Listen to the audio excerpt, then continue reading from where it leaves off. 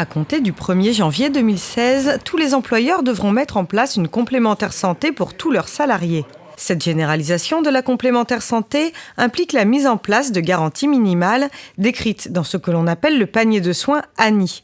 Financé à minima à 50% par l'employeur, il prévoit la prise en charge du ticket modérateur pour toutes les catégories de soins, le remboursement du forfait journalier à l'hôpital sans limitation de durée et la couverture des frais d'optique et dentaire.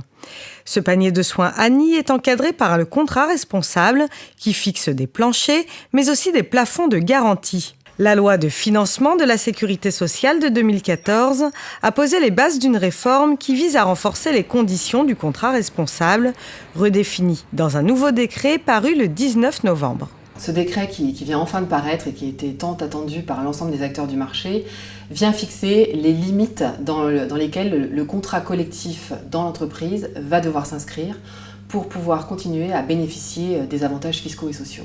Le but de ce nouveau décret est de faire baisser les tarifs pratiqués par certains professionnels de santé. À titre d'exemple, les dépassements d'honoraires des médecins se verront appliquer des plafonds, et c'est prévu dans le contrat responsable, de la même manière que les garanties optiques, alors que ce n'est pas prévu dans le cadre de l'ANI. Les entreprises devront mettre en conformité leur contrat collectif avant le 1er janvier 2016.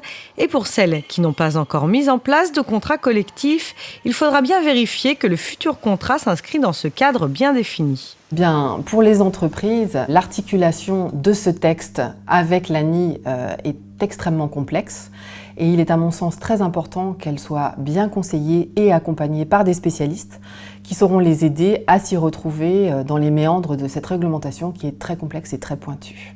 Les contrats responsables et solidaires s'accompagnent d'avantages fiscaux et sociaux pour les salariés et les employeurs, l'exonération de cotisations sociales pour la participation de l'employeur et la déductibilité de l'assiette de l'impôt sur le revenu pour la participation du salarié.